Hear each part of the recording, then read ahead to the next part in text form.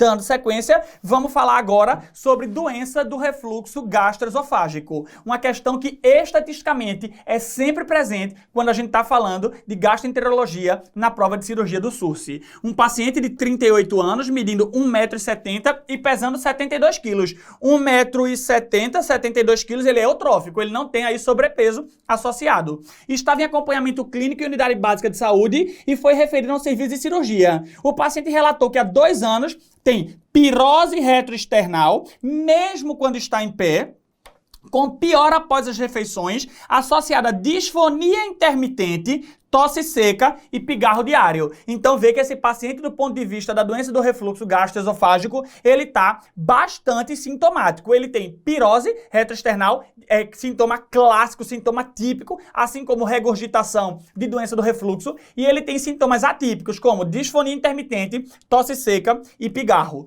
No exame físico, apresentava somente leve desconforto à palpação profunda no epigástrio. Relatava etilismo social, não tinha um etilismo importante, e não fumava. Ao longo desse período, fez uso de pantoprazol 40 mg e a endoscopia digestiva alta foi compatível com a esofagite grau 3 de Savary-Miller. Existem 2 classificações para a gente estadiar a nossa doença do refluxo gastroesofágico. A gente tem a classificação de Savary-Miller, que foi essa que foi cobrada aqui na prova, cobrando um grau 3, e a gente tem a classificação também mais utilizada, que é a classificação de Los Angeles. Posso te dizer, apesar de, estatisticamente, estarem mais presentes na prova a classificação de Los Angeles, a classificação de Savary-Miller, ela é muito boa porque ela classifica pra gente as complicações, como, por exemplo, as ulcerações, como, por exemplo, o esôfago de Barrett, tá? Então, o Savary-Miller tem essa vantagem. Ela mostra complicações que a Los Angeles não mostra pra gente. Foi solicitada na atenção especializada uma manometria esofágica que evidenciou hipotonia acentuada do esfíncter esofagiano inferior e desmotilidade moderada do corpo esofágico. A pH-metria mostrou registro na sonda proximal de 10 episódios de pH inferior a 4. Qual a próxima conduta a ser proposta a esse paciente? Vamos discutir. Doença do refluxo gastroesofágico. Por que o paciente tem doença do refluxo? Ele tem doença do refluxo porque ele tem relaxamentos transitórios e frequentes do esfíncter esofagiano inferior. Aquele esfíncter, ele devia ficar fechado para impedir o refluxo do conteúdo gástrico e eventualmente do duodenal para a região esofágica. É normal que o esôfago, que o esfíncter esofagiano inferior, ele se relaxe durante algumas partes do dia. Mas se esses relaxamentos são transitórios e muito frequentes, o paciente pode desenvolver a doença do refluxo gastroesofágico. E vou te dizer, essa é a doença, até porque, como eu te disse, o refluxo gastroesofágico, ele é fisiológico. Agora, a doença com manifestações que o nosso paciente está tendo, essa sim é patológica. E o quadro clínico? O quadro clínico clássico são os sintomas típicos e atípicos que o paciente vai apresentar, e estão aqui eles para vocês. De sintomas típicos, nós temos queimação retroesternal, pirose, que o nosso paciente da questão tem, e regurgitação, que esse não apresenta elencado ali nos sintomas dele. E os atípicos, ele tem também. Ele tem dor torácica, não. Dor torácica ele não tem, não. Mas ele tem rouquidão e pigarro e ele tem tosse, podendo ainda o paciente apresentar broncoespasmo de uma forma relativamente frequente.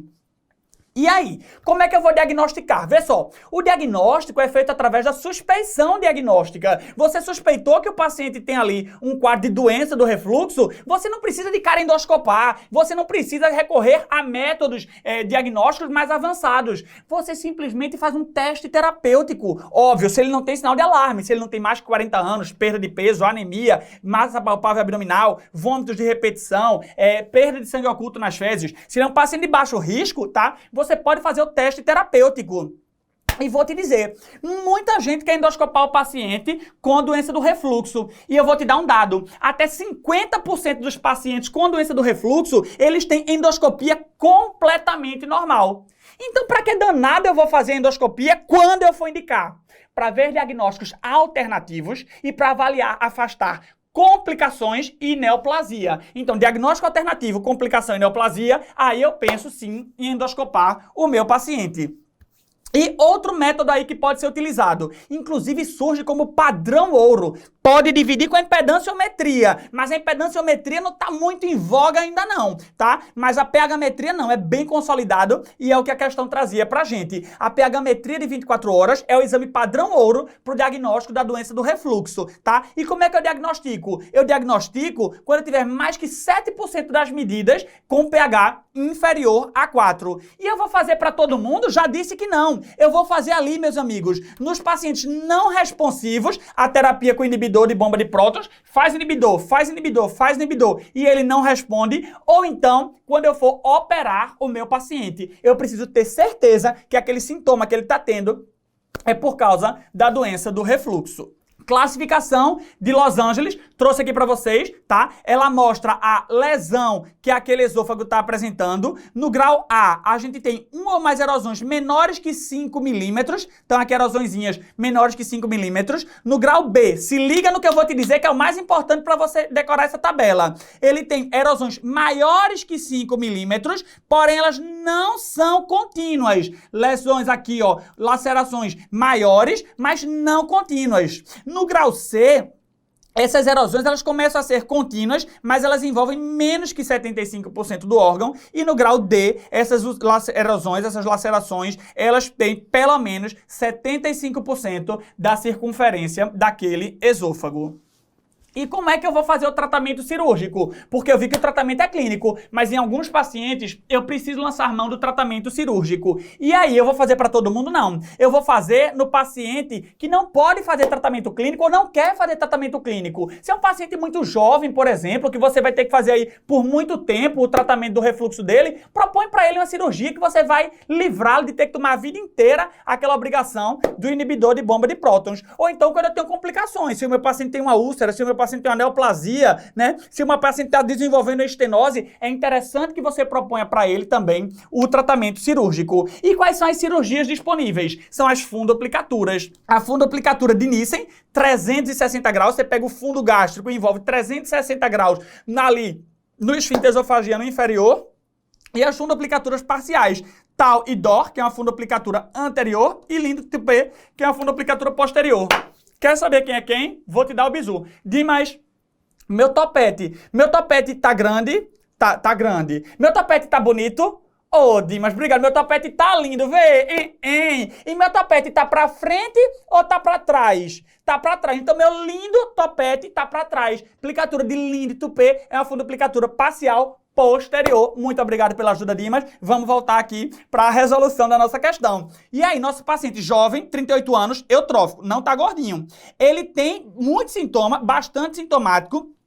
Tem uma esofagite avançada, grau 3 aí de Savary-Miller, tá? E ele tem uma manometria que o esôfago dele é muito ruim, hipotonia acentuada, desmotilidade moderada do corpo e a pH-metria cheia de refluxo com pH menor que 4. O que é que eu vou fazer para esse paciente? Obviamente, esse paciente classicamente tem indicação de cirurgia. Sugerir a indicação de tratamento cirúrgico por meio de fundoaplicatura videolaparoscópica? Sim, mas lê as outras, viu? Lê as alternativas todas, não vá querendo gabaritar e correr para a próxima, não. Dobrar a dose do pantoprazol, associar procinético em dose plena e reforçar orientações dietéticas comportamentais. Dietética não tem mais, ele tá com peso bom. Comportamental, o rapaz não bebe, o rapaz não fuma, pelo amor de Deus. Manter o tratamento clínico, associar procinético, reforçar orientações, não. Manter tratamento clínico, reforçar orientações e associar tratamento endoscópico da desmotilidade, não. De fato, esse paciente aqui é o paciente clássico para o tratamento cirúrgico da doença do refluxo